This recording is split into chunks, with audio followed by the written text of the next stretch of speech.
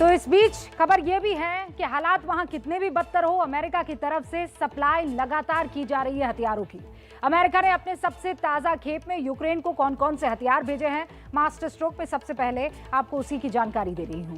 पहला हथियार है जेवलिन। ये 500 जेवलिन जो है वो भेजे गए हैं। इनका इस्तेमाल है युद्ध में टैंकों को नष्ट करने के लिए किया जाता है। इसके अलावा 300 कैमिकाजी ड्रोन्स भी भेज दिए गए हैं और इसकी जो ताकत है वो है बख्तरबंद गाड़ियों को तबाह करने की।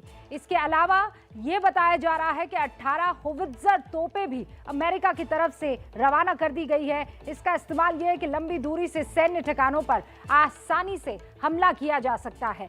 10 आर्टिलरी राडार भेजे गए हैं। यूक्रेनी सेना इनकी मदद से रूसी तोपों की स्थिति जो है, लोकेशन जो है, उसको पता लगाने में कामयाबी हासिल कर सकती है और उसके बाद उस पर काउंटर अटैक कर सकती है।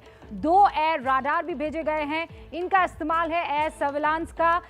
एयर सर्विलांस में इसका इस्तेमाल करके सटीक लोकेशन जो है वो पता लगाई जा सकती है। 200 M113 गाड़ियां भी भेजी गई है। ये आर्म्ड पर्सनल कैरियर गाड़ियां होती है और इनका इस्तेमाल जो है वो दुश्मन के इलाके में घुसकर हमला करने के लिए किया जाता है। इसके अलावा 100 हमवी गाड़ियां भी भेजी गई है। इनका इस्तेमाल आपको मैं बता दूं सैनिकों के काफिले को सुरक्षा देने के लिए किया जाता है। और इन सब के अलावा 11 Mi-17 हेलीकॉप्टर भेजे गए हैं। इनका इस्तेमाल आप जानते हैं ट्रांसपोर्ट के अलावा अटैक करने के लिए भी किया जा सकता है। ऐसे कई हथियारों की खेप है, लिस्ट है जो अमेरिका पहले भी यूक्रेन को भेज चुका है। ये बड़ी वजह है कि यूक्रेनी सेना पिछले 50 दिनों से अपने से कई गुना ज्यादा बड़ी रूसी सेना से टक्कर ले रही है।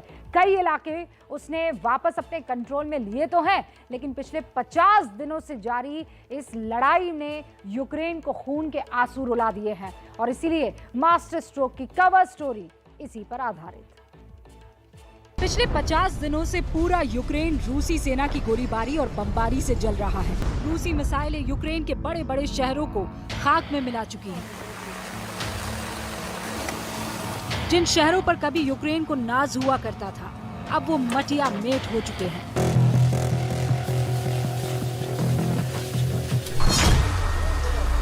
पचास दिनों से जारी जंग ने यूक्रेन की तस्वीर और तकदीर दोनों ही बदल दी है। तस्वीरें चेर्निहिव की हैं। शहर में लोग वापस आए हैं। ये गड्ढा मिसाइल हमले से बना है।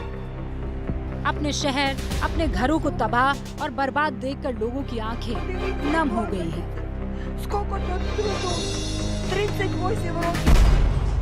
मरियोपोल की हालत भी ऐसी ही है। शहर खंडहर में तब्दील हो चुका है।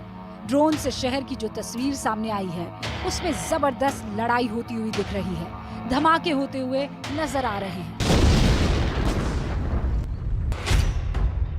मारियोपोल के मेयर के मुताबिक शहर का 90% इंफ्रास्ट्रक्चर रूसी हमले में तबाह हो चुका है।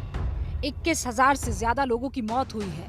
वहीं रूसी रक्षा मंत्रालय के मुताबिक यहाँ 1,000 यूक्रेनी सैनिकों ने सरेंडर किया है, जिसमें 162 ऑफिसर्स हैं। दूसरी तरफ यूक्रेनी सेना ये दावा कर रही है कि उसने ब्लैक सी में मौजूद रूसी नेवी के एक गाइडेड मिसाइल क्रूजर मॉस्को पर हमला किया है और उसे बड़ा नुकसान पहुंचाया है। ये तस्वीरें उसी मॉस्को मिसाइल क्रूजर की है। दावे के मुताबिक यूक्रेनी सेना ने इस पर 2 मिसाइलों से हमला किया है। हालांकि रूस की तरफ से ये कहा गया है कि क्रूजर में आग लगने के बाद उसने अपने जवानों को उसमें से सुरक्षित निकाल दिया है। खबरों के मुताबिक इसमें करीब रूसी नेवी के 500 जवान मौजूद थे। इस बारे में जब रूसी राष्ट्रपति पुतिन के प्रवक्ता से पूछा गया तो वो सवाल को टाल गए। मैं आपको कुछ नहीं बता सकता। सभी घटनाओं की रिपोर्ट कमांडर इन चीफ को सेना से मिलती रहती है। ये सवाल रक्षा मंत्रालय के लिए है।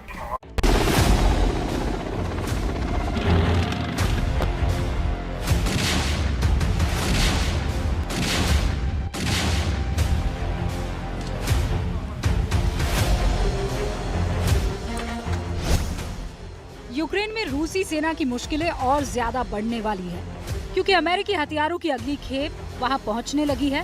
लेकिन सवाल यह है कि क्या अमेरिकी हथियारों की मदद से यूक्रेनी सेना रूस से अपने इलाकों को छुड़वा पाएगी।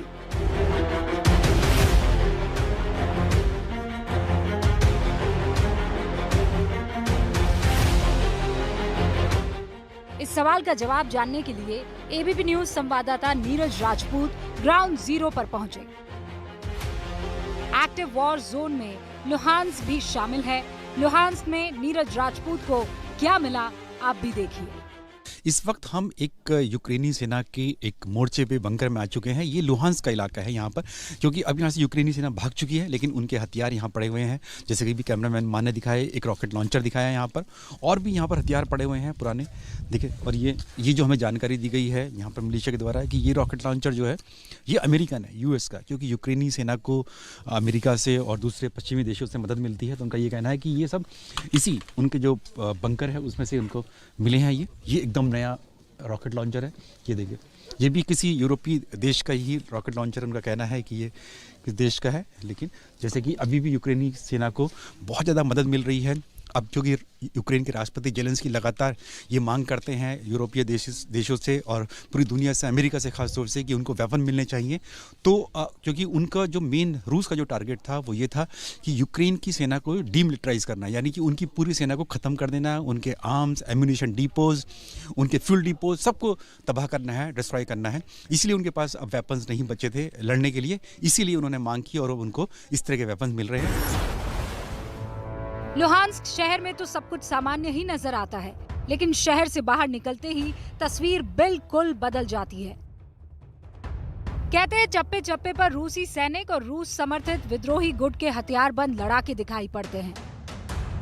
रूसी सेना जो है और रूस समर्थित जो लुहांस्क मिलिशिया यानी विद्रोही है, वो खास तौर से जो इलेक्ट्रिसिटी प्लांट हैं या फिर और दूसरे महत्वपूर्ण जो चेक पोस्ट होते हैं, नाके होते हैं, उन पर कैप्चर करने की कोशिश कर रही है। और इस वक्त हम लोग एबीपी न्यूज़ की टीम, मैं और कैमरामैन मान जो हैं वो लुहांस्क में ही, लुहांस्क जिसको कहते हैं, उसकी एक इलेक्ट्रिसिटी प्लांट में है, जहाँ पर जिसको जो रूस समर्थित जो मिलिशिया है, विद्रोहियों हैं, उन्होंने अपने कैप्चर में, अपने कब्जे में कर लिया है, यानी कि कैप्चर कर लिया है उसको।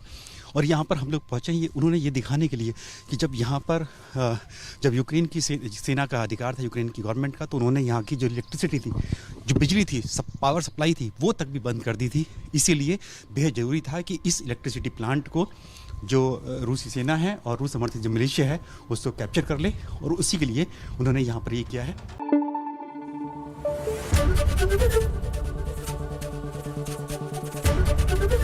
एबीपी न्यूज़ आपको रखे आगे।